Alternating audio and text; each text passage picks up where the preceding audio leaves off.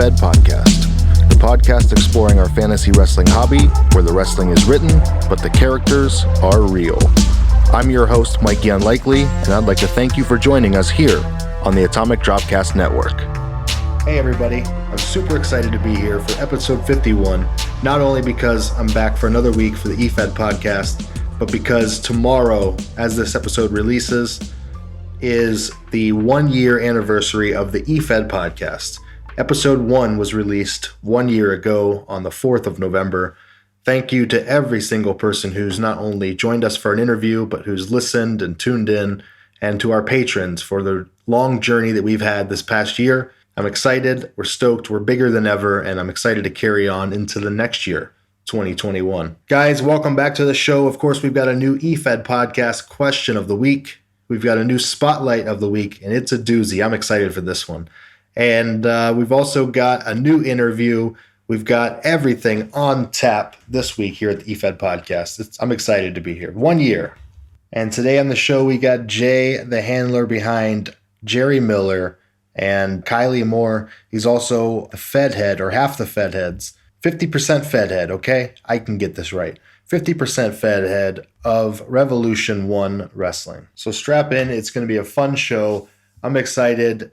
Episode 51. Before we get into it, here's a word from our sponsors. Check them out. We would greatly appreciate it.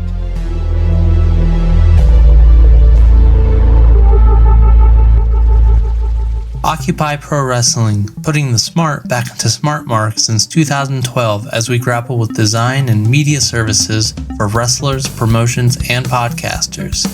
We strive to enjoy pro wrestling in our community and podcast, centered around interviews with wrestlers and fans alike. If you like what you see and hear, check out the central hub for everything we're doing and the latest from our site partners over at OccupyProWrestling.com. All right, guys, the EFed podcast is very happy to announce its brand new partnership over on Facebook with the Social Media Wrestling Association. The Social Media Wrestling Association, along with its 16,000 member strong influence page known as Generational Wrestling Society, has proven to be the true revolutionary EFed company of Facebook. The SWA welcomes written, video, and audio promos for its talent, as well as results provided in live 2K audio commentary and written results. The SWA is more than just an EFed. With GWS, all areas of the wrestling community are covered. From belt collectors, wrestling news, trivia, and podcasts, and EFEDs. Check them out on Facebook at Social Media Wrestling Association and Generational Wrestling Society. You can give a search for both. Once you join both, you'll be glad to become associated with the society. And we're going to be posting our show on Facebook exclusively on the SWA and GWS sites. And we're very happy to have announced this partnership with the SWA, and you can hear about it here every week. So guys, go check them out. Social Media Wrestling Association on Facebook. Defiance, an angle fed boasting 8 years of continuous fantasy wrestling. Defiance offers opportunities for original characters, micros, a standalone website utilizing Backstage 3 script, and a forum hosted on the long-running FWrestling.com, as well as a roster full of some of the most experienced writers in the game. Come see for yourself at DefianceWrestling.com. That's DefianceWrestling.com. Hey guys, are you digging this podcast? Well, we really appreciate it. I'd also appreciate it if you check out my other podcast. The Atomic Dropcast is a look back at the wrestling of yesteryear through adult eyes. We watch the wrestling that we watched as kids, as adults, with a couple of beers in our hands. It's a great time. Check it out over at AtomicDropcast.com. You can also find us on iTunes, Stitcher, Google Play, Spotify, or wherever you listen to your podcasts. OCW Fed is a hybrid pro wrestling EFed that combines elements of role play and competitive play using the WWE 2K franchise. Whether you're on PlayStation or Xbox, OCW Fed is a creative outlet for gamers and pro wrestling fans alike. With over 16 years experience producing weekly content and live Twitch events, OCW Fed has a thriving community with handlers from all over the world. If this sounds like your cup of tea, come check us out at OCWFed.com, OCW Fed TV on YouTube, and OCW Fed on Twitch. It's like D&D for wrestling nerds. Hey everybody, it's Mikey. No, we're not back to the show just yet. First, I want to tell you about my Patreon. Now, I know what you're thinking. Oh no, am I going to have to pay for the podcast? No. The answer is emphatically no. The show has been and forever will be free. No, Brunk, you will not have to pay for the podcast. However, we have been asked by a handful of people how they can help support the show. And we've also been asked, mostly by Fuzz, why we didn't have a Patreon yet. And I quote, "You stupid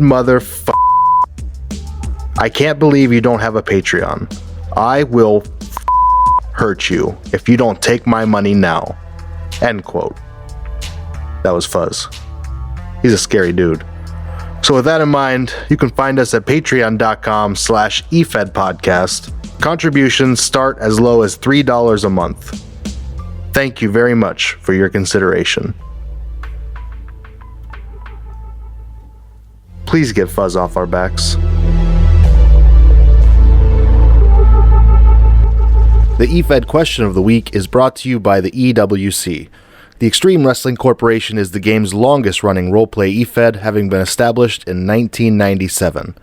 With over 100 active role players across 4 unique brands, the EWC offers opt-in booking on all of its bi-weekly shows. It's home to Stranglemania and the 4-day wrestling festival known as WrestleFest. The EWC is built on its welcoming community with zero bias and no drama. All styles are welcome. Come check out the EWC today at EWC4life.com. That's EWC, the number 4, life.com.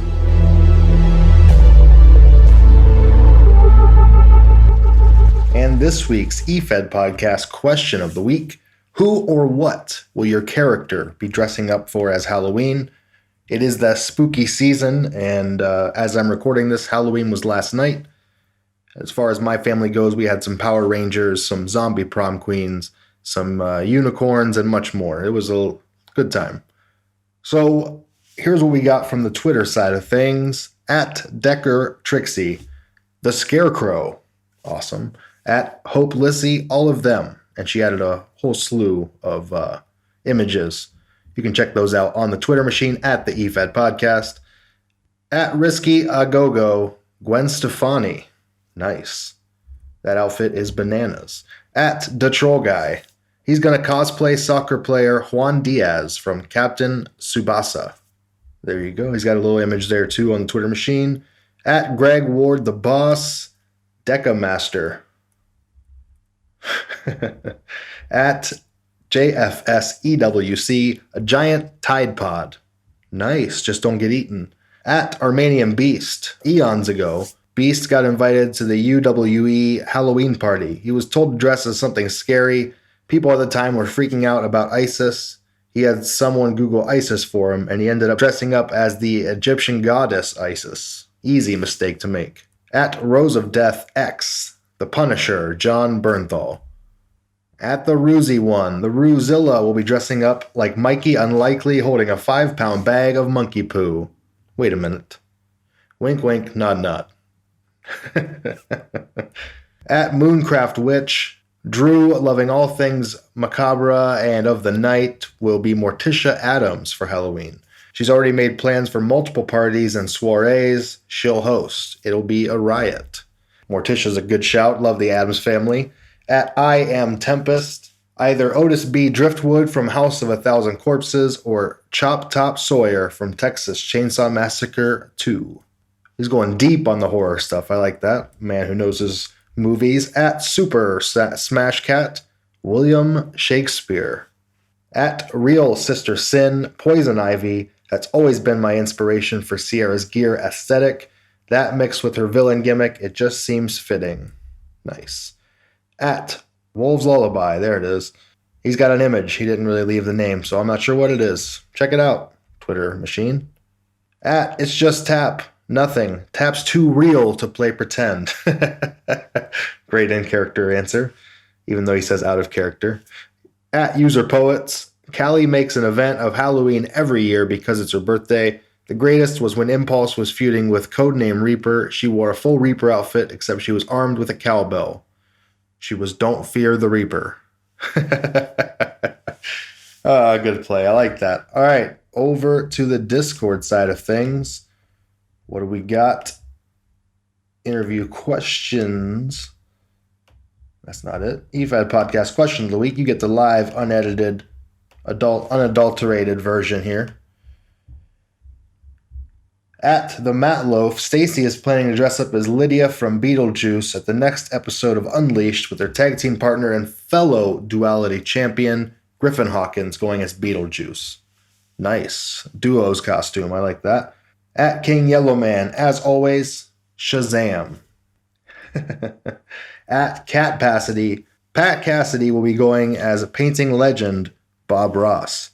Are there any other painting legends? Happy little accidents. At hashtag change my color to orange, Fuzz will be going as Punisher Fuzz. I like it. Megan, 5BW owner, whatever I can think of for my characters. Fair enough. It's Halloween now, Meg. Let us know. At Ravage, hopefully as the first Alpha Wrestling Openweight World Champion. Ooh, is that a cosplay or a real thing? At E-Wrestling, sweetest boy, Jake, Zeb will be dressed as a collard green. Bembe Brightwell is going trick-or-treating as a rubber. At Just Jeremy Cundiff, Sting. At X0-0, the pig from Saw. These are great. The leading lady man of Defiance, Elise would just dress up as Joe Exotic and do Tiger Queen again, but sluttier. How do you be sluttier than Joe Exotic? I'm not sure that's possible. Hey. John Thompson, GCWA. John will dress up as a ninja. Seth is Burns. Oscar Burns would go as Bob Backlund circa Crazy Backlund phase. Love that. 94, 93, good stuff. At Lexi Gold, Lexi's going as the Snake Charmer. Lately she's been channeling her inner Jake the Snake Roberts persona with a fascination of snakes. It is something new and different, but I'm having fun with it. Fair enough. Highlander 4H. I'll be dressing up as a guy staying home for Halloween. Loser. Just kidding, Ron. Hopefully you're handing out candy anyway. At That Mask Guy, Eli Buchanan will be dressing up as Norman Bates' mother. Interesting. At Rick. Hashtag is your mom hot OG. We're Rick dressing up. It's a bit of a toss-up. Hulk obviously comes to mind, as does Paul Bunyan. But I think this year it likely would have been a big villain, say Golden Age Rhino, Juggernaut, Sandman, or even Solomon Grundy for you DC fans. I love Washington, D.C. At Vodka, Home Wrecking Beetlejuice. And that's what we got. EFed Podcast Question of the Week. Thanks for participating, everybody. Really appreciate it. You can find the EFed Podcast Question of the Week pinned to the top of the profile on the Twitter machine. You can also find it in the Discord under the EFed Question of the Week channel, the one I couldn't find a few minutes ago. And come find us on the Discord, hang out. It's a great place to be.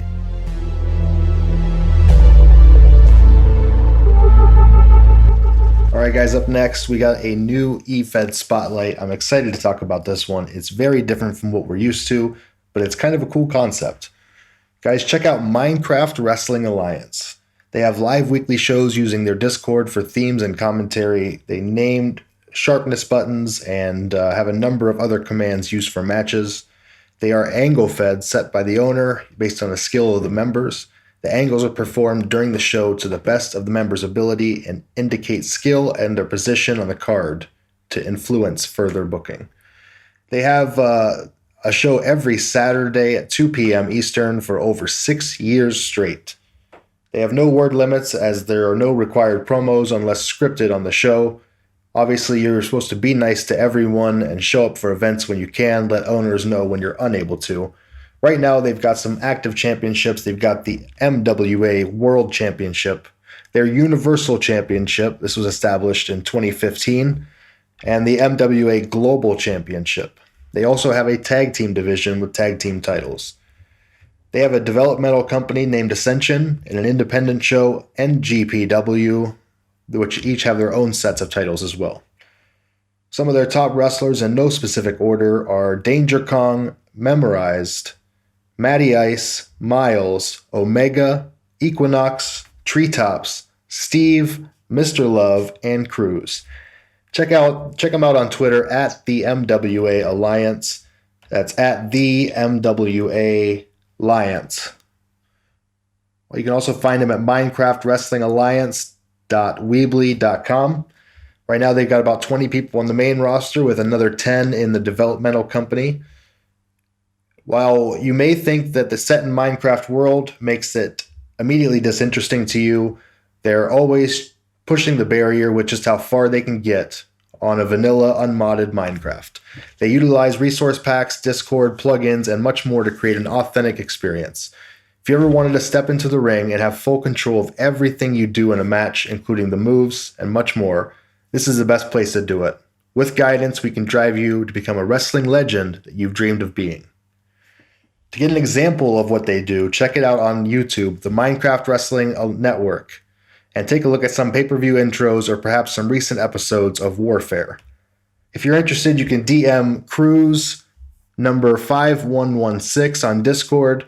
He's also in the EFed podcast Discord if you want to get a hold of him. They also can get you linked to their Discord. Also, check them out on Twitter, like they said, at the MW Alliance. A Minecraft wrestling fed. Now I've seen everything in e-wrestling, and I'm intrigued. I'm going to check it out on YouTube. Hey, this is Brian, handler of Brian Ford. Definitely check out EFed podcast.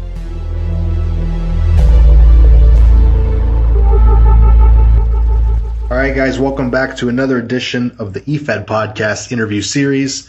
For episode 51, I'm here with Jay. He's the handler of the Ganja Goddess, Jerry Vaden, Kylie Moore of Revolution 1, and Phoenix Lestrange of Alpha Pro Wrestling, as well as Five Boroughs Wrestling, as well as many, many more characters that we're going to get into here on the show today. I'm excited to have him on. We got Jay. Jay, thanks for joining us. Hey, thanks for having me on, man. It's a pleasure. Absolutely. I'm glad to have you on to talk about Revolution 1, a place that you're not only handling in, but I believe you're also the Fed head in, or partial Fed head. Yeah, me and my wife run it. So also, she handles Cecilia Ortiz currently. So there you go. So we're going to get into that too, and it's going to be a fun story. But let's start at the very beginning. Jay, how did you get into professional wrestling? When did you become a fan? Who were some of the people that you first gravitated towards? And how did you get into? Who introduced you to professional wrestling? That would be my father. He was a huge Macho Man Randy Savage fan from way back in the USWA days and IWC, or I think it was IWC. He was in ICW. That's what it was. And he was a longtime wrestling fan, and from the time I couldn't have memories, like I remember every Monday night, we had people over for Raw and Nitro, and it just was always something big in our house. And a lot of that is contributed to Randy Savage and what he brought to the business. He's a guy that everybody gravitated towards when they were younger, I think.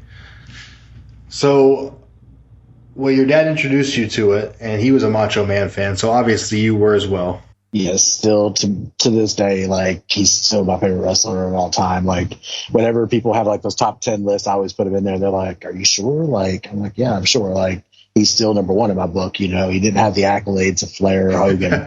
He didn't have the movie deals and that kind of thing, but it was something about the way he carried himself, and he kept his character and that kind of thing that just drove me to him. It's crazy. I'm wearing a Macho Man shirt as we speak.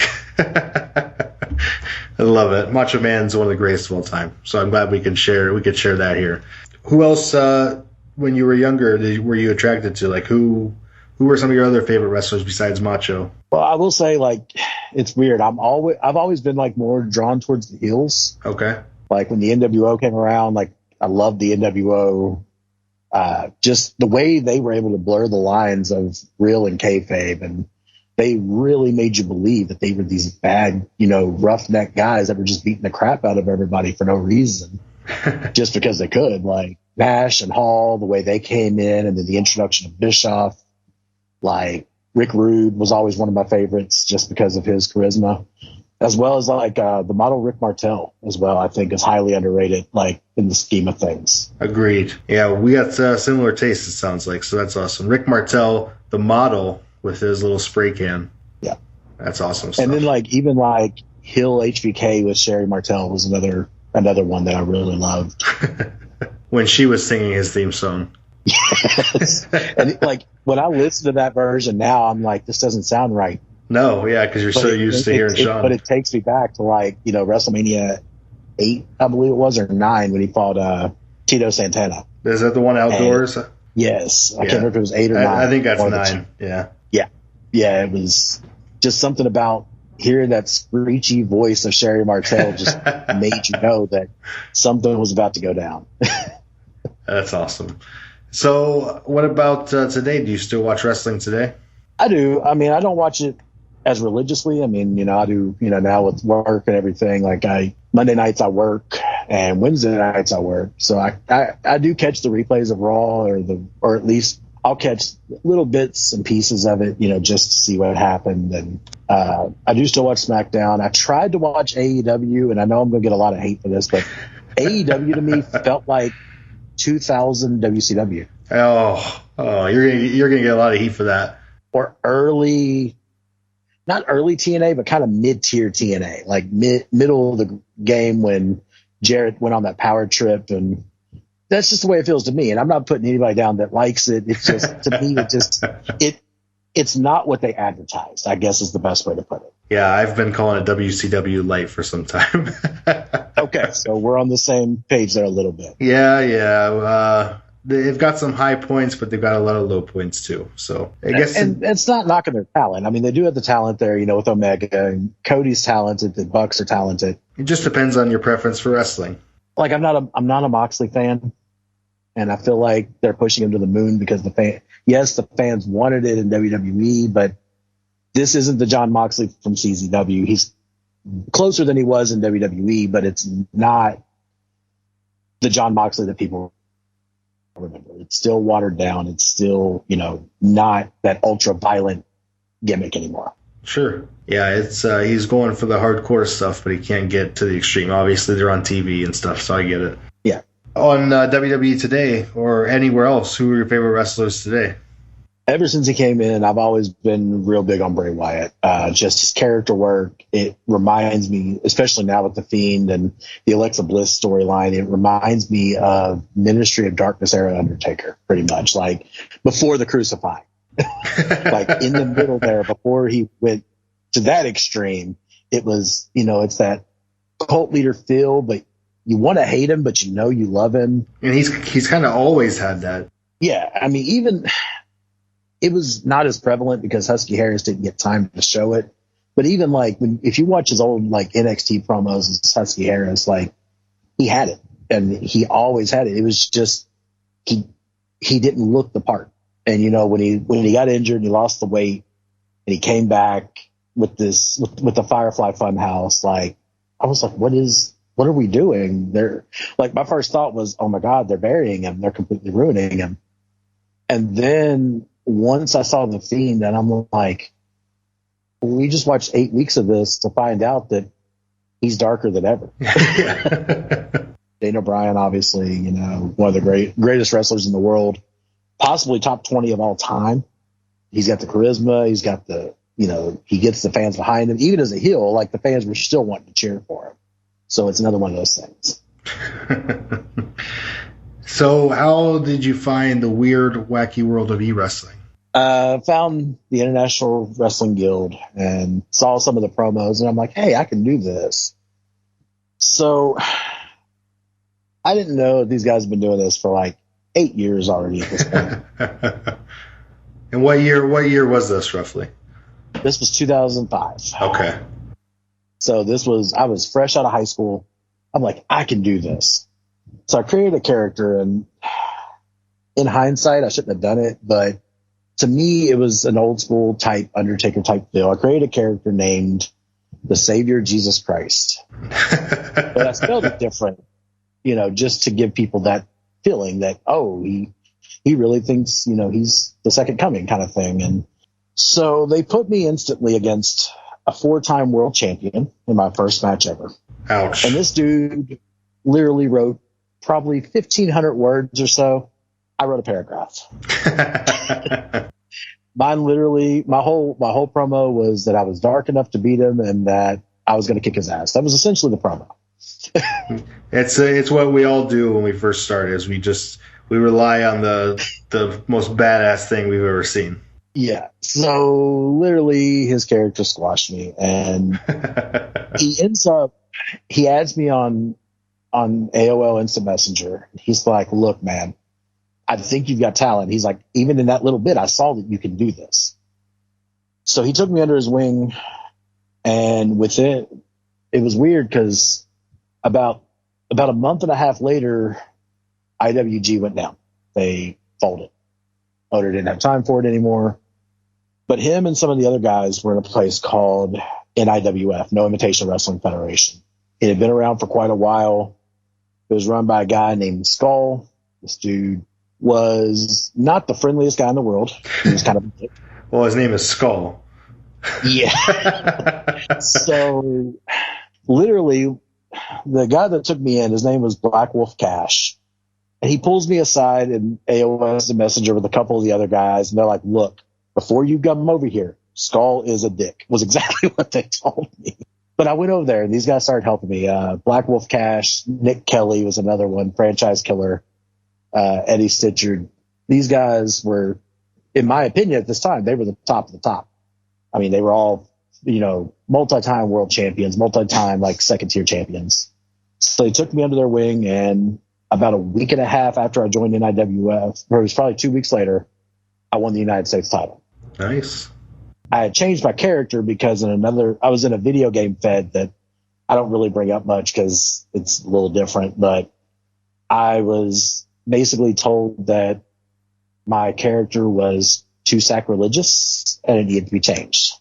Okay, makes sense. So I put him under a mask and started calling him Heron the Hunter, which comes from pagan lore. Essentially, he was essentially the devil for all intents and purposes. He sacrificed children like it was the dark of the dark, still going with that same trope. So that's who I was U.S. champion as. And they're like, "You're doing great, but the mask thing's overdone. Like, it needs to go." And they were right. I mean, I was portraying a 6'8" monster with a psychosis picture face. Nice. Yeah. And everybody's like, "Oh, you could do so much more if you weren't this one-dimensional character." So I tested out the new persona in the video game fed first. I had him turn on the dark sable he was in and turn face. And that's where I came up with my original main persona of Killa J. Combs, using my real name as my name there. And the character went over well. Like, I was playing this face, but he was a dickish face, if that makes any sense. He knew he was the best and wanted to prove it. So after changing over to this character, it was about 4 months later in the sister fed of NIWF, the UHWF, that I won my first world title. So within months, I'm already world champion of a fed. That's great. I mean, that's not something most people get the opportunity to do. And not only that, but you did one of the great e-wrestling tropes, and you nicknamed a character after yourself, or named a character after yourself. That's come up about 10 times over the last 50 episodes. And I think, from what I can tell, in the 15 years I've been doing this, is a lot of people do it. They're like, their first character, it's me, damn it. I'm going to be the world champ. That's what you envision. I mean, when you start e-wrestling, you're fantasy envisioning yourself as a heavyweight champion. Yeah. So it makes a lot of sense. So you've made world champion at this point in your career. You're only months in, and this is right before wrestling kind of fell off the face of the planet. Yeah, pretty much. Talk about some of your bigger feuds there in the beginning. Who were they against, or do you remember?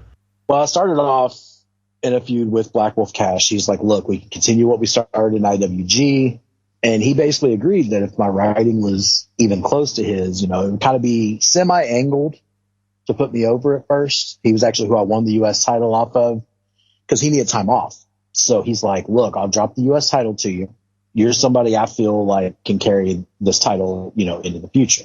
And when I changed the gimmick, I basically was like, look, I don't want to be U.S. champion anymore. I vacated it, let somebody else have it. That's when I moved up in UHWF to be in the world title scene there with Eddie. I went to a feud with Eddie Stitchard.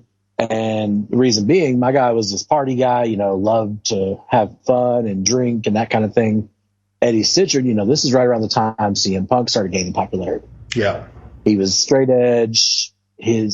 I remember his forum signature literally had no picture of anybody on it. It was just CM Punk's X-taped fist raised in the air. And I'm like, and like this, he was a straight edge guy in real life. So this was basically his character. That was him. And, I looked up to him and literally he killed me in the feud straight up. He demolished me. He ended up taking the world title from me. So then I went into an anti-authority angle, which I think we've all done that too. Yes. Yes. First you do the Undertaker, then you do Stone Cold, then you do The Rock, and then you do Kurt Angle. That's just the evolution of EFed. Pretty much. So, I went to the anti-authority thing and I was like, look, Jackson Steele doesn't like me. And of course, the owner of the Fed used Eric Bischoff as the pick base, as the picture base. So I was like, come on, man, look at you, you're smug looking. You're the reason I'm not the world champion anymore. So what he ends up doing, like we agree that where this angle is going to go is me going into the tag team ranks for a little while. Okay. I didn't have a partner. I literally became my own partner. I created a second character to become my own partner. And it was a setup feud because, again, tag team champions needed time off. I wasn't going to be champions for long because this was just to put me back into the world title picture to possibly go back after Eddie Stitchard in the world title. So I created a character named Andre Lanaski, which was a 7-foot Russian who looked intimidating but was a big teddy bear. He dreamed of being a river dancer. And his dreams ended when he was at an audition, and because of his weight, he fell through the stage. So he trained, became a wrestler, and that's basically my character was like, oh, because they played it off as like a lethal lottery type. And I'm like, oh, so I get stuck with the guy who has no wrestling talent and wants to be a dancer. Like, and I put my own character down, and like people not in the know didn't realize it was the same person because I wrote the two characters so different.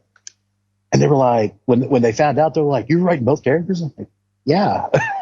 I'm like, doesn't everybody? They're like, no, some of us can barely handle one. Like, so it was at that time that I realized, I can handle, multiple characters simultaneously and still be successful at it. Basically, Lanaski became a fan favorite pretty much. Like he became that underdog that you wanted to cheer for. He was the one that, he was so lovable and you wanted him to do well because he's so big, but he never really did anything on his own. He was a tag team wrestler basically career pretty much. But it was just one of those things where people were just like amazed at the way my characters were so different.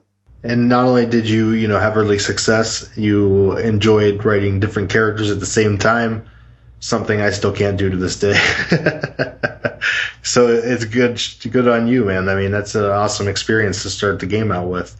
So where did you go from there, and how did you move up from there? Well, another guy UHWF ended up closing. There was a problem. It got handed down to another guy, and I'm not going to say who this was because they are still around today, and I don't want to down talk them because they've changed a lot in the years. But it was handed down to somebody else who was a kid at the time, and with school and everything, he didn't have time to really put as much effort in it as, Jackson Steele had put into it. So it went under. So basically at that point, we had 3 feds going with similar characters. Like it was a lot of us in all 3. And the NIWF was taken over by a guy by the name of JC, which used a Vern Troyer picture base. So that's a little midget character running around. He has like all these women around him. He's like this big time pimp pretty much. And basically we had a little falling out. I ended up jumping ship to the 3rd Fed that was created, and all of us that were in that Fed decided to cut ties with the NIWF. So I jumped over to the XHCW, as it was called at the time. and they were having a tournament to name the number one or name the first ever world champion. And basically the owner of the Fed put me against himself in the first round. And I'm like, oh my God, he's just wanting to put himself over. I thought we were about to have like a Jeff Jarrett situation. So I put up a promo, but like my heart wasn't in it because I was like, it's set up. I'm not going to win this. So I'm reading the results, and my character won by disqualification, because what it was to do is they were setting up a feud between their character and his former stablemate and tag partner. And they used me to put over in that spot. Nice. Worked out well then. And then had like his buddy came out and basically made the match get stopped. And the referee, like his buddy looked at him like he was going to hit him, because it's like, hey, we're going to feud. And he turned around and kicked my character in the shoulder and got him disqualified, and I got the win. And I was like, the way he wrote it was just so great, because like my character looked dead in the water throughout the whole match, and then just that ending just revitalized my feeling of the Fed. I ended up placing second in that tournament, but it's kind of weird because the finals were against Eddie Stitcher again, and he beat me again. So it's just the trend continues. Every time I looked across, and I'm like, oh, I got Stitcher again, and I knew I was probably going to lose that match because he was just so technical about his writing, and it was, all it took was a couple mistakes in my grammar or my spelling, and it was done. We all have a couple people in our EFed careers that have schooled us many times. So basically, I went on and I ended up having a little falling out. I was still young at this point. I was probably 2 years into my career, and I had a falling out with the Fed head over there because basically I didn't like the direction my character was going, and I spoke out about it. He didn't like it, so I left the Fed and didn't show up for a match. And literally, like it looked like they literally killed my character in the ring, and that's the first time I've ever encountered that. And I was like, what do you mean he died? I didn't say you could kill him. What's funny about that is years later, I came back to XHCW with the same character, but it was under a new name, under FCW, but it had the same bedhead. I actually came back and ended up winning the world title. I joined it was an anti-American stable. My character was from America. He had moved to the storyline we went with was the person who got hurt wasn't actually my character. It was somebody hired by the Fed, and my character went to France to become an actor. You should have went with a zombie character. Basically, I was when I came back, I was a French sympathizer, kind of like Rob Conway. So like we had people from all over the world, and my character was the only American in the stable of an anti-Americans. But I went on to beat the leader of the stable for the world title, so it looked like an inside job that, I got close to the person and then took the title from him. You're a spy the whole time. Pretty much. Well, that's awesome. I mean, another world championship early on, so that's what, number 3 already? Yeah, that was third at that point. So where do you continue from there? Backtracking a little bit, when I left XHCW, when I got killed, I actually went back to the NIWF, and I actually became a staffer for the first time at that point. Okay. I was helping write matches. I had a general manager character named Rob Awesome, and being on that side made me learn a lot. Like JC at the time was still running the Fed. Me and him became close. He became one of my best friends. My son, actually, when I named him after the handler. Like he was the first real friend I met in this hobby. Wow. And it was one of those things that I was just so happy to have met somebody that was, willing to give me a second chance after some of the things I had said, because I was a stupid kid at the time. Yeah, we've all been there too. Well, good deal. And what about moving forward? I mean, at this point, you're talking like closing in on like 2010, right? Yeah, I went to some real wrestler feds at that point. I kind of stayed out of CAW feds for a while. I ended up in one that was actually a hybrid fed. It was real and created. It was called ECW Reunited. It was ran by a guy by the name of Calypso, and he did a great job running this fed. Like, this fed looked good. It was always updated, but he did a great job of integrating real and created wrestlers and made it feel like real, like it could actually happen. It had that old ECW feel. I mean, his staff was always on top of it, and he had an active roster of over 85 people at that time. Wow. And he was running 3 shows a week. I can't imagine. The staffing requirements for something like that is unreal. Yeah. I mean, he had 3 GMs, plus he had 3 other match writers on each show. So you're looking at what? That'd be 9 match writers plus the 3 GMs. That's 12 people. And then segments being sent in, by the wrestlers themselves as well. So it was actually really cool to see. It was the first time I'd ever seen that much organization since the big 3, as I called it, of the NIWF, UHWF, and XHCW. And I really felt at home there. And that's actually when the Kennedy Matthews character came around. She was an 18-year-old kid at that point. So, I created her at that point, and she was the sister of another character in the Fed, and they went on to be tag team champions for a little while. And then the handler of her sister actually got way too busy to EFed. She ended up retiring from EFedding. So, that character pretty much got lost in the shuffle. Your character got lost in the shuffle? Yeah, because without her sister there wasn't much to go off of. Yeah, that makes sense. I mean, that's where you were building off of, and then she just disappears. Now, what do you do with the character? So I left the Fed at that point. It was getting ready to die out anyway. A lot of stuff had gone on within management that we didn't see. I will say one of the things I remember most from that is there was a guy that was playing Trent Acid at the time. Nice. I'm a big CZW guy, so I love Trent Acid. Midweek, Trent Acid died. Oh, no. And he's like, dude, I can't RP. I can't do it. So he's like, the character's dead. It's against the rules. I can't RP.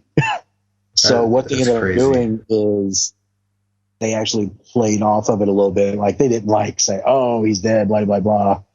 But they actually, the following week, did a Trent Acid Memorial Tournament, to play off of that a little bit, without being disrespectful about it. Now, was the character of Trent Acid in the Trent Acid tournament? No. They did it respectfully, like I said. They actually had him, the guy that was playing Trent Acid ended up changing to SJK at that point. Okay. That's a tough situation to be in. I can't imagine. Yeah, that's the problem, with the Real Wrestler Feds is, what if you were playing Benoit at the time everything went down, or you were playing Guerrero? Oh, no. Yeah. It's one of those things, you can't. How do you recover? I've seen Feds that allow dead characters, and I tend to stay away from those unless it's I have seen some Real Wrestler Feds in the past that did a rewind kind of feel where it was supposed to be set in a specific time period. It feels like it's the 80s. It looks like the 80s. Yeah. And I can see that a little bit, but just to allow dead characters, mixing with current characters, it wouldn't go over well. And they knew that. And the guy that handled Trent Acid handled it very well. It was just I'm not RPing for the match. He was the world champion and actually he was on CZW at the time because they had ECW, CZW, and then they had another show. I can't remember what it was. Wow. But he was the CZW world champion at the time.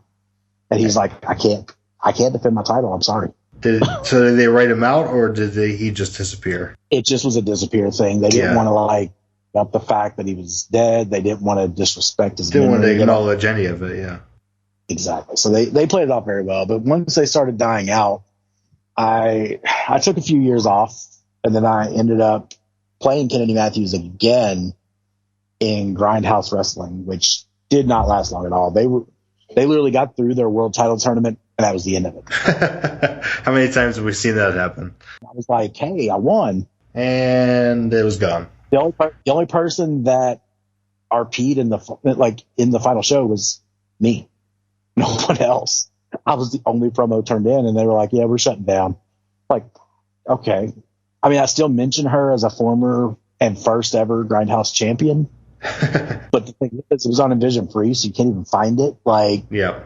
So even if they try to use it against me, that the Fed closed, you can't find it now because it's on Envision Free. Yeah. So at that point, I took quite a bit of time off. The game had gotten kind of toxic feeling, and I had burned too many bridges when I was younger that nowhere felt like home anymore. And then, I just lived life basically. And every now and then I kept getting the itch. So I would come back for a little while and then disappear. Then come back and then disappear. It wasn't actually until about 3 years ago that I came back full time. 3 years ago, so 2017-ish. You jump back in, and where do you land? I landed in WCF, the Wrestling Championship Federation, which at the time was run by Jason Price and Corey Black. It was formerly run by a guy by the name of Seth Lurch. Place had been around for over a decade. So I'm like, hey, this might have, it had that old school look. It made me remember the heyday of EFed. Easy choice. So I bring Kennedy Matthews in. You know, she's 28 at this point. She's a veteran. She's been doing this for 10 years. So I bring her in. And that's kind of how my wife got introduced to EFedding, as she flips me off from across the room. So I didn't tell her about EFedding, but I kept talking about Kennedy Matthews. And at the time, you know, we had just started dating not long before. We've known each other for a couple of years at this point. And she starts like getting jealous and trying to find like who this Kennedy Matthews person is. And she's like, well, who the fuck's Kennedy? I'm like, me? And she's like, what do you mean? And I showed her the WCF and she's like, so that's, you know, we sat down and we created her first character. And actually, no, I take it back. I wasn't Kennedy at this point. I had talked about Kennedy, but I actually brought Kylie in. I need to step back. I brought Kylie in first, and she heard me talk about Kennedy from the past, and she didn't know who I was talking about, and that's when she got jealous. So we decided that, you know, at this point, Kylie as a character is 36 years old, so she's well past her prime. But back in the day, I used Kylie sporadically throughout the years, but never anything serious. She was part of a tag team in PWA for a while, but that Fed was one of those things that just kind of like, it would start and stop, start and stop, start and stop. But she was in a tag team in which I handled both characters, Kylie and Alyssa, in the Lesbian Alliance. So basically, like, what was weird is like they were advocating for gay marriage before everybody else were advocating, pretty much. Like they were the hipster lesbian couple kind of thing. And I had a whole great backstory. So we create the character for her, Liliana Rose, which is still around in Alpha Pro Wrestling. But we create Liliana Rose, and basically the story behind her is she was a fan who's a former gymnast. She was a fan and met Kylie and Alyssa in at like a meet and greet. And at this point, Kylie and Alyssa, the Lesbian Alliance, they're well retired. They've not been in wrestling for 10 years. And basically the story is Liliana talked them into training her. So not only does she talk them into training her, she talks them into coming back, and that's where the WCF story kicks off. So Kylie and Alyssa win their first two matches. And after their during their third match, Liliana Rose comes out with a chair and hits their opponents and gets them disqualified. And everybody's like, what the hell? And like, she doesn't stop. She keeps going. Like, once she sees like the brutality, like, it hits her. So from there, we created a stable, which we created a manager with them named Cleo. We had Kylie, Alyssa, and Liliana, collectively known as Fourgasm. Which, you know, they played up the sexuality a little bit. It wasn't like overtly in your face. It was more of a teasing, hey, we look good, but we can kick your ass, beautiful people type feel. Yeah. And that's basically who we modeled the attitude after was, you know, Angelina Love, Velvet Sky, Madison Rain back in their Impact days. And we ended up like, we got a tag team title shot. Us and our opponents had very bad weeks, and we both no-showed the tag team title match. And they wrote it off as travel issues and that we would get another shot. But before we could get the other shot, somebody else won the tag teams. So it was one of those things, like the storyline crushed. It was bad timing on our part. Like we had the rough spell. We couldn't really keep up with it at that point, but we kept sending them segments to keep ourselves relevant. But Fourgasm never really climbed the ladder like they were supposed to. At that time, I decided I was going to bring in a second character. They were in need of bodies, so that's when I brought Kennedy back. Kennedy's first match is against another newcomer, and I win the match. And I'm like, maybe I can write as her again. So the following week, like at this point, I've put Kylie on the shelf. She's still role-playing as Liliana, and I'm role-playing as Kennedy. And both of them are doing really well. And I look the following week, and I'm like the second week, I'm up against a guy by the name of Steven Singh, which this guy is lights out. One, hands down, he's one of the best writers I've seen. He actually, when I went to Action Wrestling, he went over there as well later on under the name Walter, which he doesn't watch WWE. He had no clue there was an actual wrestler named Walter.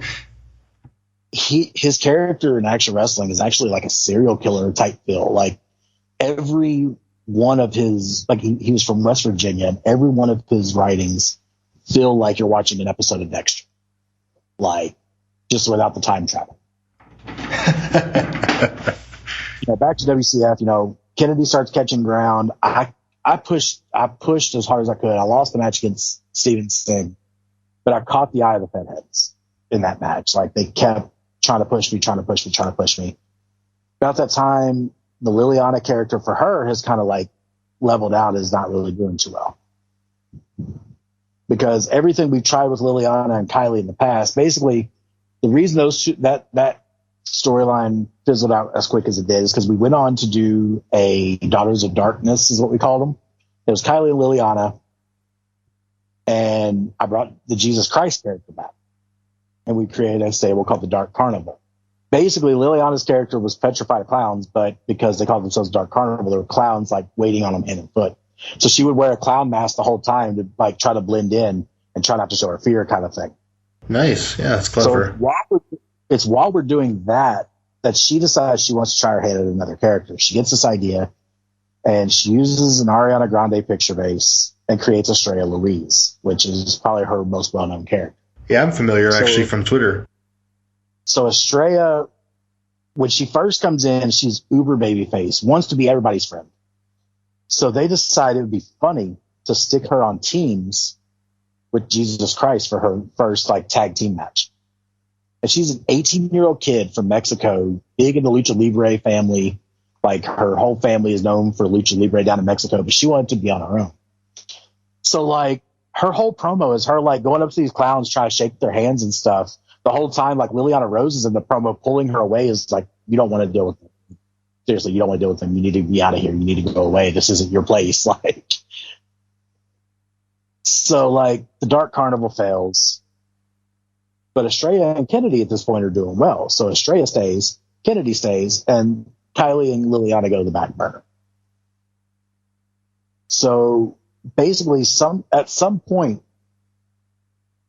me and her talk about keeping up with the dark theme a little bit. So she uses that for Estrella a little bit. What they did is we had it where Estrella's godmother down in Mexico, who was a great luchador, dies. Ouch. And leaves her mask. Oh. So in honor of her godmother, she wears the mask to the ring. But she keeps telling people, I feel different when I put this mask on. I don't feel right. I don't feel like myself. So she tries to get rid of the mask. She throws it away. The next week it's in her locker. She burns it. The next week it's in her locker. Like it keeps popping back up. And we caught, that caught the eye for her for a feud with some of the top stars because they love the supernatural effect. And at this time, Kennedy's rising up, but I'm not feeling the character again. Like that's why I keep so many characters. Like I get to the point where this character's not working. So you just switch to a different character. So at this point, we had just got done watching The Haunting of Hill House, and one of the characters from that show really caught my attention. So I tried to basically play off that character, but it didn't last very long. Like basically she was a medium that could tell what people were feeling pretty much. That literally lasted 2 weeks.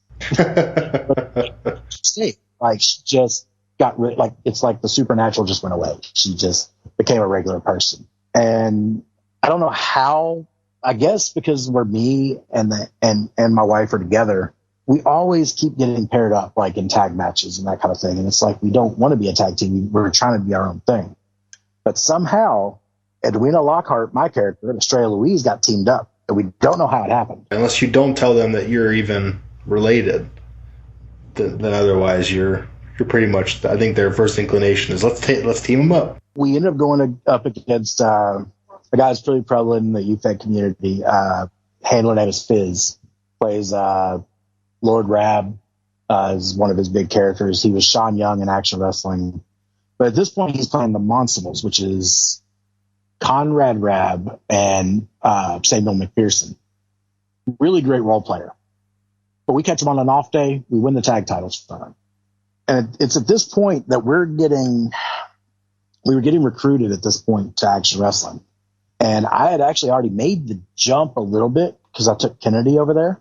So Kennedy was already getting known in Action Wrestling while Estrella and Edwina were over here doing the thing in WCF. But WCF was quickly changing. Basically, it felt like the Fed head didn't have the time. Yeah. He was working in retail. It was right around Christmas time. He just was getting hammered. He just couldn't handle it anymore. And you could tell, like, the quality of the shows had gone down. I've got nothing against him. The dude's great. Like, he's a great dude. Sometimes life just gets in the way. It does. And it was one of those things that it felt like the right time. So we were both in a lethal lottery tag team tournament they were doing. It wasn't for anything special. It was just for fun. It was to basically get through the holidays and that kind of thing. For which company? For WCF. Oh, okay, gotcha. And it's like it just didn't feel the same. Like the passion wasn't there anymore. So we decided to just not come back to WCF, and we went to Action Wrestling full time. And we were welcomed with open arms, and life was great for about a year and a half. And then that ended earlier this year, correct? Yes, it actually ended just a few months ago. Essentially, without going into too much detail, me and the handler of Estrella, Cecilia, we got married in August. And I had a little bit of turmoil in Action with the Fed heads a little bit. Basically, my characters weren't getting over like I thought they should. I was talking to the Fed head, and I had a lot going on with my wedding and stuff. And he kept messaging me, and I decided, like, I was trying to bring in a second character at this point, a new character I was trying out. And the rules state you can have each person can have two singles characters. So rules are rules, right? Like, whether you think the person can handle it or not, if you have a rule set in place, that rule should be for everybody. Sure, absolutely. And I asked for a second character. He's like, well, I think you should just focus on Jerry. Like, okay, but I'm saying I want the second character. One of their shows, because they have two shows, they have Clash and Cruiser Clash. The Cruiser Clash show is a 700-word limit. It's a micro show. Yep. That's where I'm going to put her. I can handle 700 extra words a week. But it was one of those things, like, I was flat out told no. I said, well, this person has two characters. Your rules state I can have two characters. Why can't I? Well, I just want you to focus on one. Okay, but I want two. I want the rules that are set in place to apply to me too. So at this point, I'm very heated.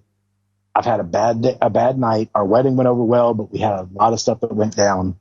And I called the owner of the Fed a tyrant. I called the Fed head a tyrant. Now, he's like, well, you can come back in the future. Right now is just not the time. And that was cool. Whatever. Well, fast forward to now. I've actually messaged them to apologize. They won't answer my messages. And then you saw what was going on Twitter. But at that point, I'm going to leave it at that. I don't want too much going. I just want it known. I've reached out. I've tried to do the right thing. I've tried to apologize. I was in the wrong, and I've tried to be the bigger man. Apparently that's not good enough. So it is what it is. I've got Revo to focus on, as well as, Alpha Pro that I'm in, 5 boroughs, and I was in Anything Goes Wrestling as well at the time. So I had that one too, but I dropped it recently. Well, there you go. So talk about the feds that you're in now. Let's start with 5 boroughs. Megan's Fed, 5 Borough Wrestling. That's at 5bwrestling.com. Yep. 5bwrestling.com. It's great angled fed. I don't normally do angled feds, but Megan's a friend of mine. So I was like, yeah, I'll bring a character or two in. I actually joined Five Boroughs as a stable called TMZ.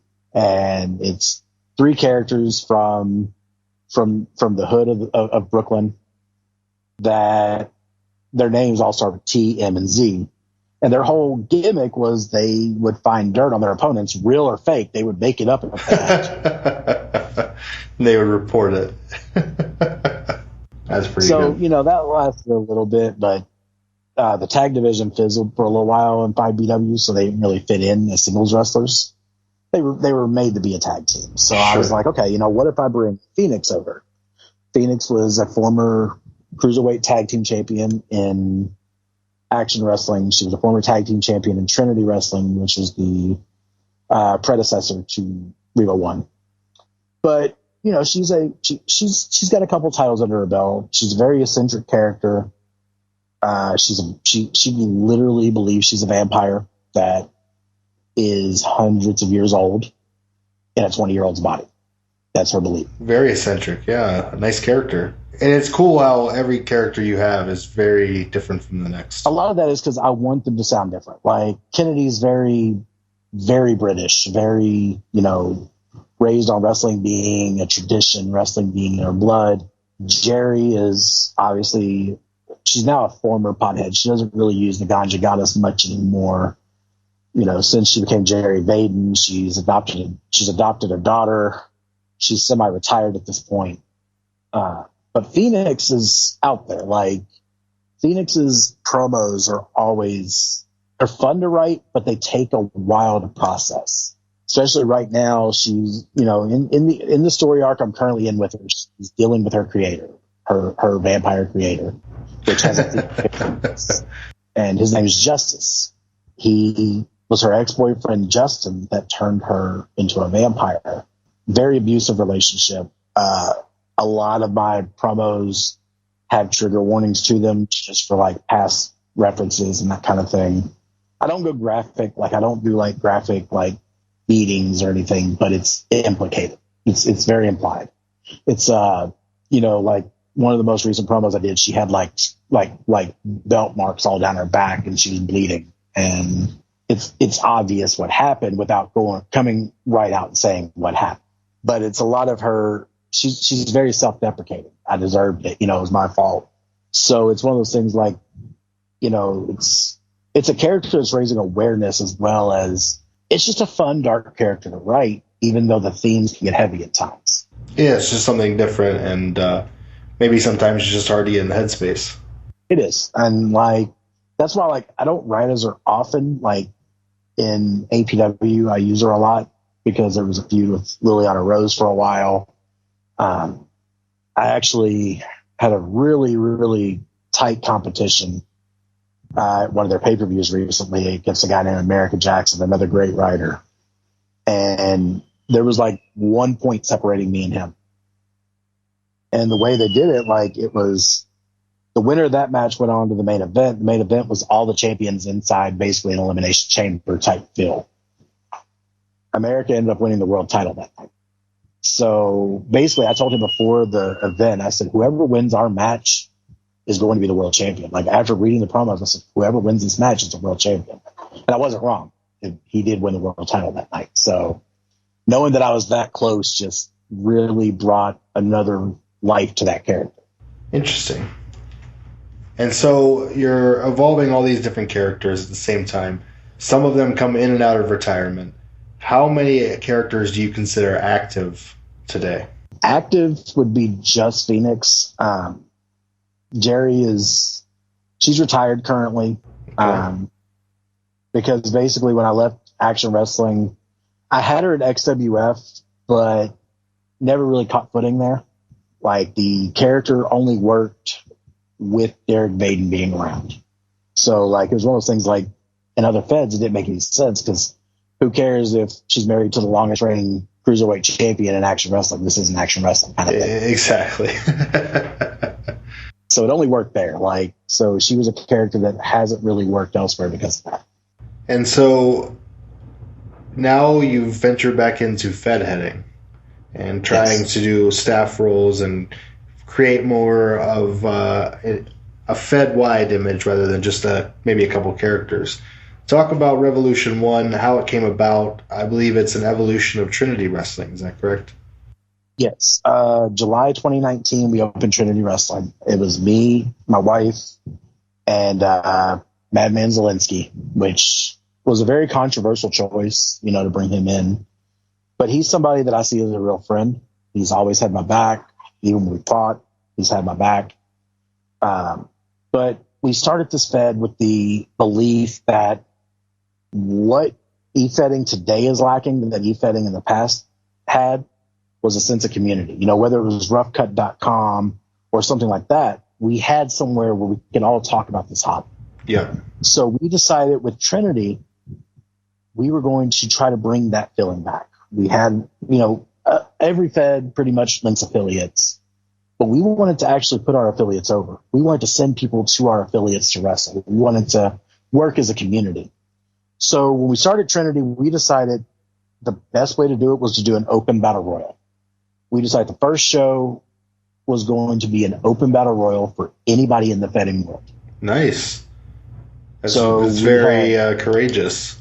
We had Noah Hansen come in from WWH. We had a few people come in from, I'm trying to remember where it was. I can't remember what the Fed was called.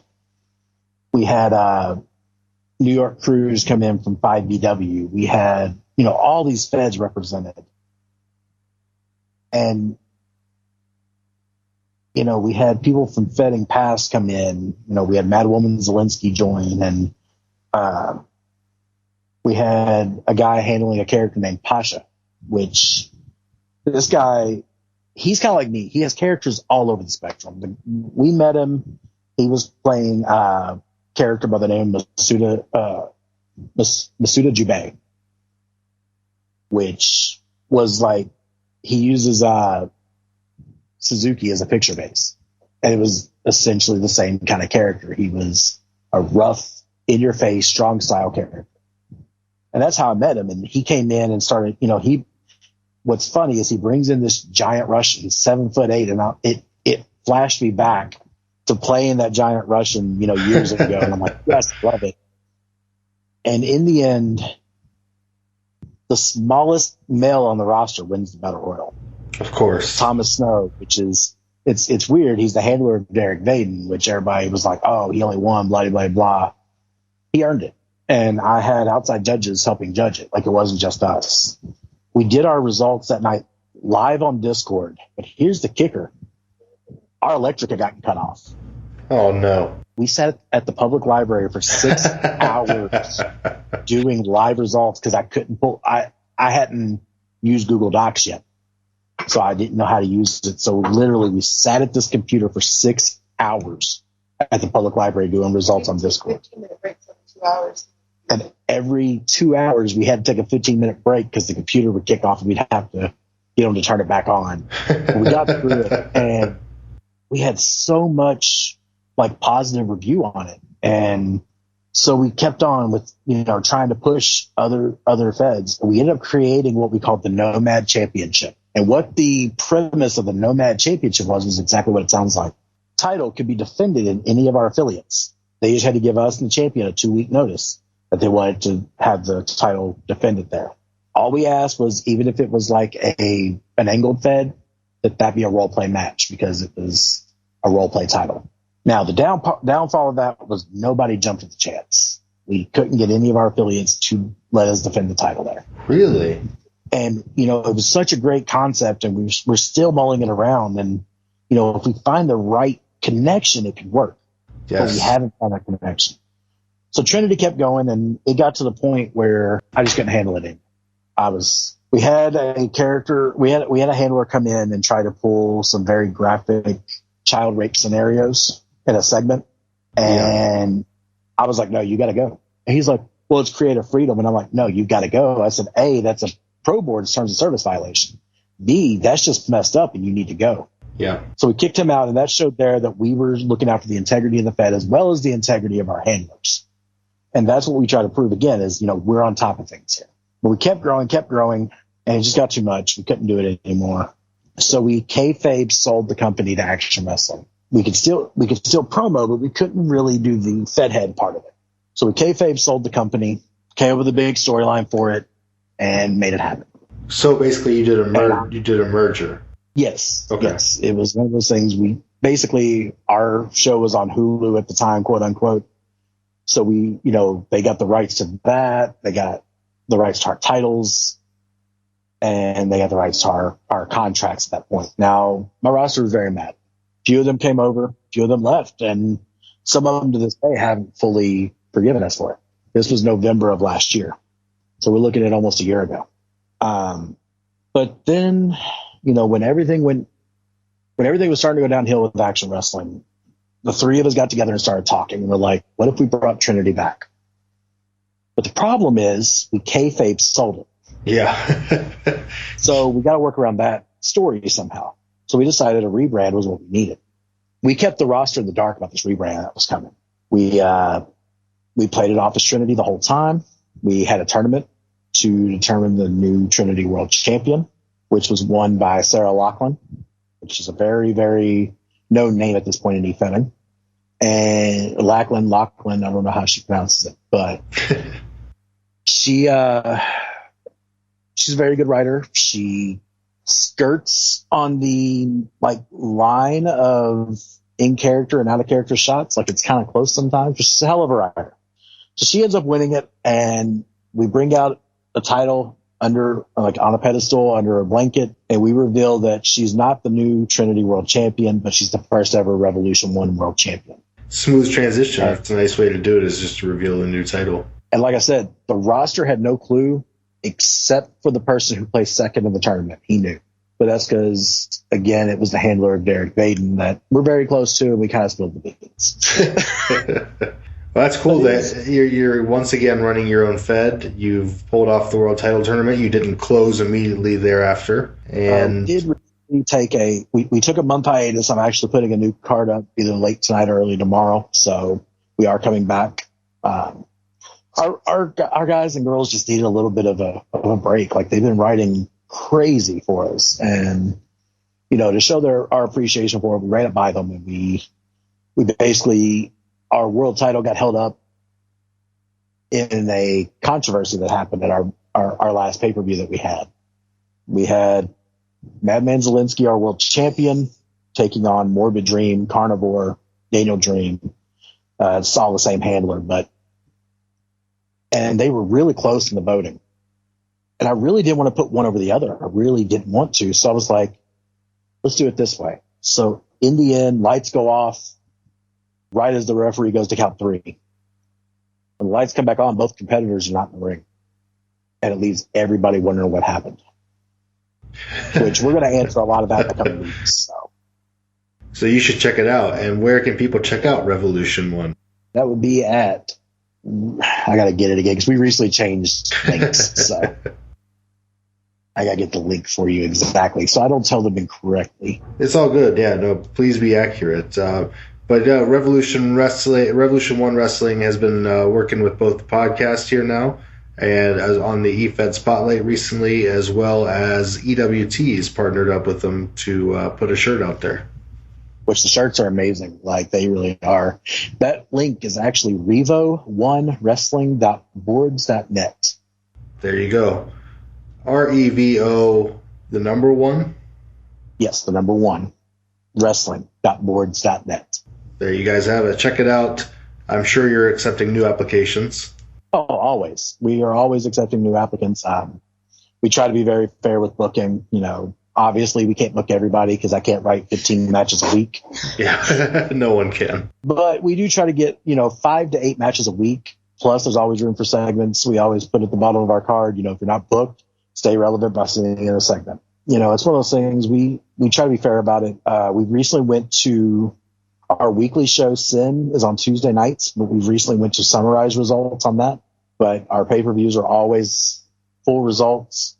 Major pay-per-views, we always do live results on Discord, time permitting. So we always try, our WrestleMania is going to be Christmas Chaos coming up in December, 2 weeks before Christmas. So if you want to get in on that, now's the time to join and try try to get involved with that. There you have it.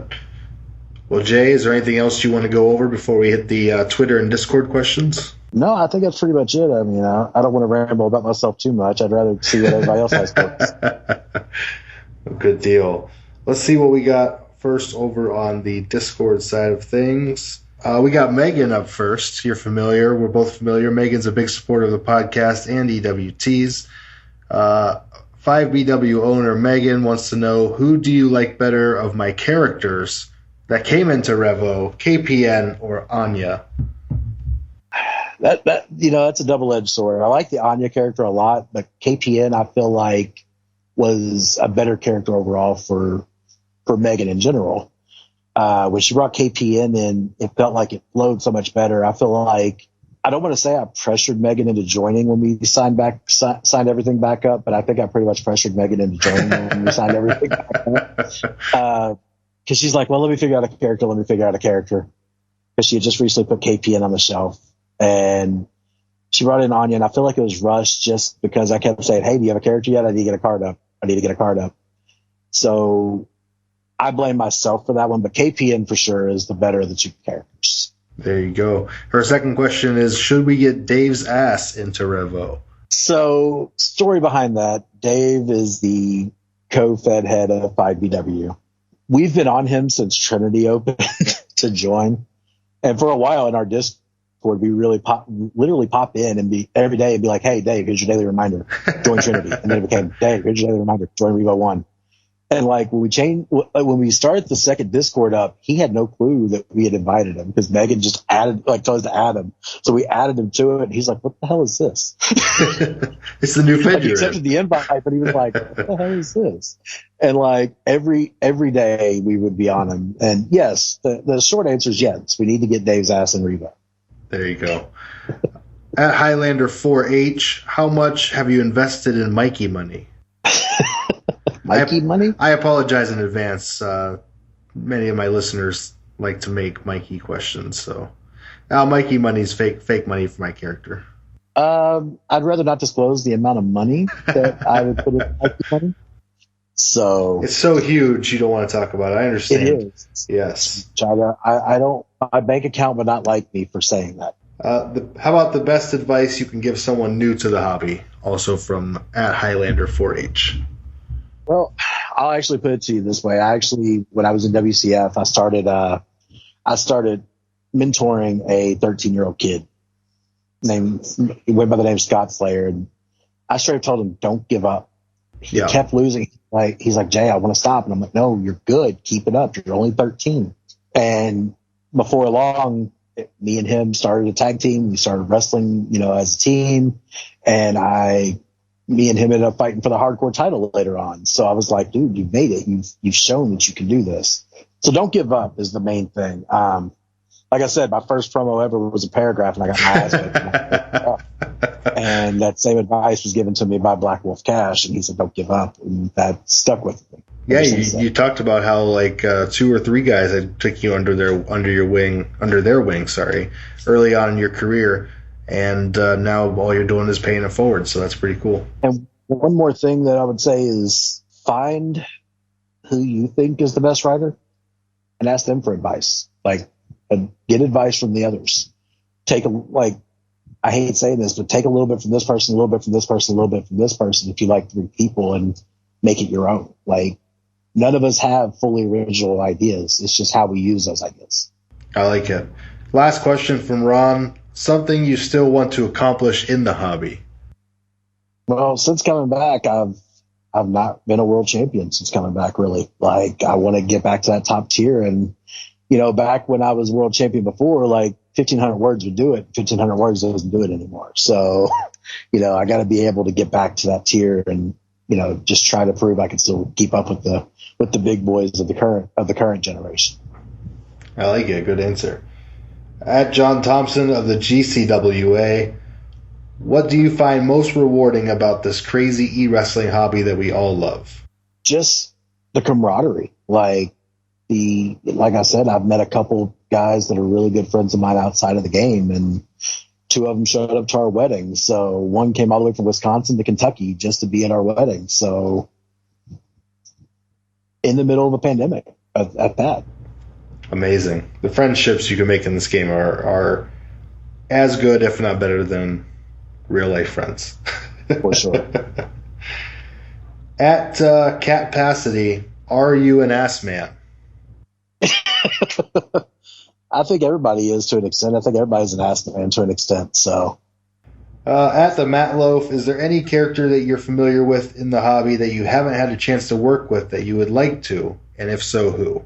Work with as in like a feud with? Yeah. I guess. Yeah. So either angle or with, feud, whatever. Someone that you've been around forever that you know of that you would enjoy to work with. I tried in XWF to work with Sean Warstein a little bit. Yeah, Fuzz. Fuzz. When I came over to XWF, it was because Fuzz invited me and kept trying to work with him. But it just hasn't panned out that way. I'm considering a return to XWF. I'm just considering which character to bring in that would more fit their style. So it's one of those things like I think it could still happen in the future. Well, the good news is when you face Fuzz, you're going to beat his ass because he's not that good.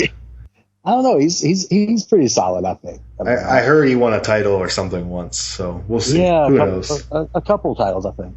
I don't know. He's been playing the game for like a couple months, not very long. Love you, Fuzz. Up next is MDG, Modern Day Gladiators. What's one question that you would ask Mikey if you could ask Mikey a question? Again, I apologize in advance.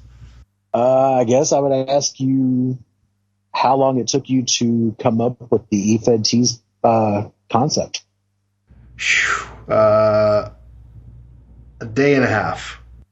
A day and a half? I was expecting more planning than that. Oh, I've got a business partner, so it's easy to I'm just the idea guy. He just puts everything into motion and builds everything. Right.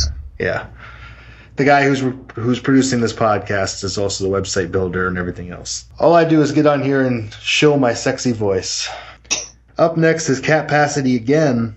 He's not asking about whether you're an ass man this time. He wants to know whether writing heels or faces is your preference and why. Heels by far. Even though it's weird, I've seen more titles as a face. The heels, I feel like it offers so much more like that you can do. Yes. Because heels don't give a shit, whereas faces, they got to keep that. They got to keep that idea that they're the hero, they're the guy you need to cheer for. Whereas the bad guy's like, do me, I don't give a fuck. Like, do you? I'm just gonna do me. As a heel, I've written both as well, and as a heel, it's so much easier. Matt Loaf, what's your Mount Rushmore of the 4 best characters that you've come across, not including yourself, in e-wrestling? Nick Kelly, all natural Nick Kelly from NIWF. I would go Steven Singh from WCF. I would go probably QDT from Action Wrestling. Great e-wrestler, so he would be up there. And, that 4th spot, who's it going to go to? I'm going to go Noah Hansen from WWH. He was somebody that really brought it in our Battle Royal for Trinity. He ended up placing 3rd or 4th, I think, out of 31 role plays that we had turned in. So he definitely deserves a spot. There you go. Some well-known handlers in there. Coming up next is Showmaster himself, Mr. Fuzz. Hashtag change my color to orange. So what actually happened with AEW? If it was already talked about or asked, please disregard this. I asked it anyway, but we've already kind of covered that. But he did want to also mention Snow the Product was a great pick base. Bring her back. That's not a question. It's a statement, or it's a demand. What he's talking about is I brought in an experimental character to XWF when Jerry wasn't working out, named Lizette Miracle, and I used Snow the Product as a picture base. Literally, the character worked in my head, and then I went to promo, and I'm like, shit, I got nothing. So there's a chance. Okay, just for Fuzz's sake, there's a chance because I am trying to figure out who to bring in next WF. So we'll work with him, Fuzz, and he'll bring it in. How about that? Hashtag change my color to orange. Yeah. He's going orange before you do, Fuzz. All right, he's going to leave the Discord over that. All right. So we also hit up the Twitter machine with questions for you, Jay, and here's what we got back. At AOD Nightingale, as a man of many characters, how do you balance your workload? Basically, keeping them as different as possible. Managing my time by saying, hey, like telling one Fed, hey, I got something big coming up with this Fed. I can't really be booked this week. On the Fed head side of things, getting help. I've got match writers that help me pretty much on a weekly basis, So it's all about knowing what you can handle and knowing when to say no. Fair enough. Second question is also, what do you find is your inspiration for writing? As I said, I grew up watching wrestling. Wrestling became a very big passion of mine. And just loving what I'm doing, like loving the hobby in general keeps me going, and loving what we're writing about. The way somebody put it in the past that I worked with is we pretend to do what people already pretend to do. And you got to love doing that. At Cecilia R. Ortiz RP is up next. Do you regret bringing your girlfriend, now wife, into EFedding? I definitely don't regret bringing her into EFedding. She's actually outshined me. Her characters, especially her Twitter presence, like Estrella just is lights out on Twitter. She isn't as much right now because her character's pregnant. Like that's how we wrote her out of action is she's pregnant currently. So, we try to, we try not to be a tag team. So like, it's weird. We've tried to feud and like no one will ever take us seriously when we try to feud our characters. They're like, no, you can't feud. And like, or they'll set it up where we feud for a couple weeks and they're like, no, we can't keep doing this. Kiss and makeup. Yeah. Pretty much. But no, I don't regret it at all. She's a great writer. She's amazing in every way to me. And that's biased, I know, saying she's a great writer, but I think other people will agree. So. Would you have ever guessed that EFedding would have taken your relationship as far as it has, aka your friends driving across country for your wedding? Definitely not. This is a hobby. It's not something you expect to make friends out of. You expect to be able to go on and write and shoot the shit a little bit, but it's come to the fact that Madman Zelinsky came to my wedding as well as Derek Vaden. Derek Vaden came all the way from Wisconsin to Kentucky, as I stated. And, just the fact that it brought us that close was just, it's amazing in every way. And, even when the bad gets to me and some of the drama gets to me, I can still look to those same people and be like, what do I do? And they're always there with some kind words or helping words, or even to tell me, hey, you act like a bitch, stop it. That's true friendship for real. Absolutely. And it's awesome to see that you can build real life relationships from this game, even both romantic and friends. Yes. At Aerial Shadows, who do you want in Revo 1 that you could never bring in? There's a couple people. Griffin Hawkins is somebody I tried to get. It just never really panned out. Griffin, I worked with him in EWC for a little while I was there. And his character work is so great. He's got that character down so well. And we tried to bring him in for the Battle Royal and it just didn't work out. We tried to bring him in for the tournament and it just didn't work out. So I hope he listens to this and it's like, damn it, maybe I should go. But I know that ain't going to happen. So Fuzz is another one, honestly. If all it takes is changing his color to orange or his name to orange, I'd do it. But no, Fuzz is somebody else that I would really like to get in Revo, even if it's just for like a Battle Royal or a guest spot. We worked an angle with XWF and it fizzled out because we had people take LOA at the wrong times and it just fizzled out. And it was going to lead up to where, it could have happened where Fuzz could have made an appearance, but it just didn't go that way. Who do you want to face one more time before you or they retire? Oh, another few of those, but honestly, I would probably say T.O. Blaze from Action Wrestling. We built a little bit of a feud in WCF for a little while, and I actually helped him find his love for the game again, and he helped me find mine. And, it's somebody that I still respect, even though I don't work with him on a weekly basis anymore. And it's somebody that I think that, we could tear the house down in any Fed we went to. So At Hope Lissy. Y'all gonna talk about Lissy or no?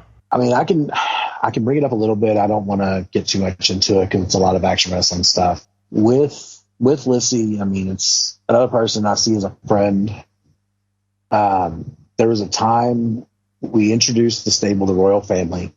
It was going to be Estrella Louise, Kennedy Matthews, Lissy Hope. I was going to drop Jerry Miller dead in the water at that point. So the handler's like, look, I think Jerry's a special character. I think you need to keep her. I'm like, I don't know. She's not really doing what I wanted her to. I'd had a string of bad luck with her. I'm just ready to end it. She actually talked me into keeping Jerry, and Jerry became my main character after a while. She became, the character that was getting the title shots. She won the XWF Anarchy Championship and the Internet Championship simultaneously. So, but then I had some real life stuff, getting ready for the wedding and stuff. So I took some time off and never really caught traction again as her over there, which there's still a chance I bring her back. I just don't know where or when yet. But that's about the extent I'm willing to go into it without getting into too much of the action wrestling stuff. No, understood. Not a problem. A handler is definitely someone I see as a friend.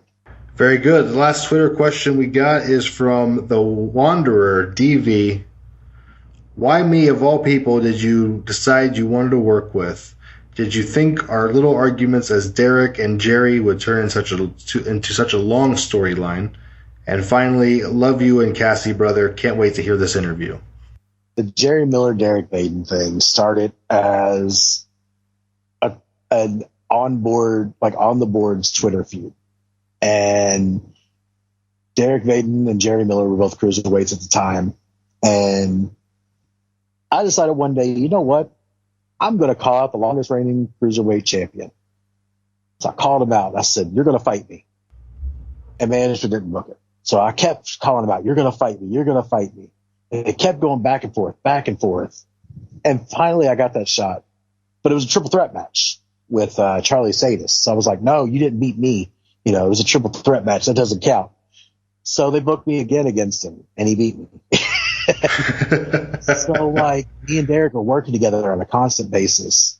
So we built this story up. Derek Baden is a huge babyface at the time. Jerry Miller's a huge heel. Their hate relationship ends up turning into a sexual relationship, which became a loving relationship.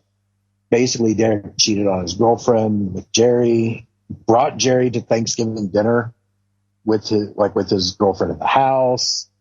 And we literally built it up slowly, but it worked. And something about the two characters just clicked. And from then on, we were supposed to have them get married on the biggest show of the year for action wrestling, but it fizzled out. And it was, I wouldn't change it for anything. Derek's handler is a great guy, and he's a great writer. He's a young kid that, he's 20, and he's one of these kids that really loves what he does. And I got to commend him with everything that's gone on. Action wrestling has kind of not wanted to mention, but he's never dropped the story. He's kept his character's family as a story. He's someone who loves being a husband. His character loves being a dad. And it's one of those things that, I really commend him for, in spite of possibly not getting the push that he would like, he doesn't drop his kayfabe. He keeps his character. And, going back to that being the reason I liked Randy Savage and all that. And that's why I respect Derek like I do. And no, I didn't think, the little arguing would turn into a full-fledged, EFed relationship for the two of them. So it's crazy, yeah, what little things can turn into. Well, good deal, Jay. That's what I got for you. Of course, people, you can find Jay at WrestleRevo1 on Twitter and at Jerry with an I on Twitter as well. Yeah, I really appreciate you having me on. Absolutely. Before I let you go, is there anything else you want to put over, or anybody else you want to plug, or anything else? Fuzz, work with me, bro. Let's work something out. You want to sell the product? You want your name orange? Maybe working with me will get your name orange. Who knows? No, but for real, Mikey, I just want to commend you for everything you've done here. With all the Mikey questions, I do want to commend you for your hard work.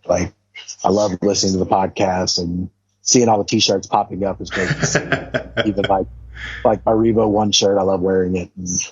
Well, good deal, man. I appreciate it. And of course, we appreciate you as a customer as well. All right. Thank you, Mikey. All right, buddy. Hey, have a great night. And thanks for joining us. Not a problem. Thank you for having me. It was a lot of fun getting to know Jay, getting to know his history and about his Fed today. I want to thank everybody for tuning in again for another episode of the EFed podcast. 1 year has come and gone since we started this, and I couldn't appreciate every YouTube follow, every subscription, every person in the Discord, every person who's been a member of patreon.com/EFed podcast. I just can't thank everybody enough. This has been a great project, and I've gotten to know the entire community 1 week at a time. So from Brian, I am Mikey. Thank you very much for tuning in to another episode of the EFed podcast, where the wrestling is written, but the characters are real.